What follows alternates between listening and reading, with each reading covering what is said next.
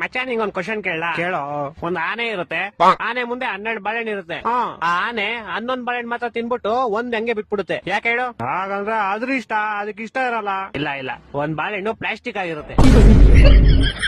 ಇನ್ನೊಂದ್ ಕ್ವಶನ್ ಹೇಳ್ತೀನಿ ಕೇಳು. ಹೇಳು. ಮತ್ತೆ ಒಂದ್ ಆನೆ ಇರುತ್ತೆ, ಆನೆ ಮುಂದೆ 12 ಬಾಳೆಹಣ್ಣು ಇರುತ್ತೆ. ಆದ್ರೆ ಈ ಸಲ ಆನೆ ಒಂದ್ ಬಾಳೆಹಣ್ಣು ತಿನ್ನಲ್ಲ. ಯಾಕೆ ಹೇಳು? ಯಾಕಂದ್ರೆ ಈ ಸಲ 12 ಪ್ಲಾಸ್ಟಿಕ್ ಇರುತ್ತೆ. ಇಲ್ಲ, ಈ ಸಲ ಆನೆ ಪ್ಲಾಸ್ಟಿಕ್ ಇರುತ್ತೆ. ಎಷ್ಟು ಉರ್ಸ್ತಾವ್ರು.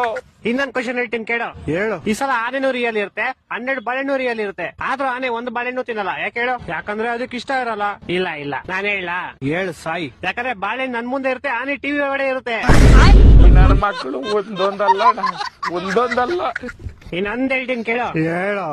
ಈ ಸಲ ಆನೆನೂ ರಿಯಲ್, ಬಾಳೆಹಣ್ಣು ರಿಯಲ್, 2 ಟಿವಿ ಒಳಗಡೆ ಇರುತ್ತೆ. ಆದ್ರೂ ಆನೆ ಬಾಳೆಹಣ್ಣು ತಿನ್ನಲ್ಲ. ಯಾಕೆ ಹೇಳು?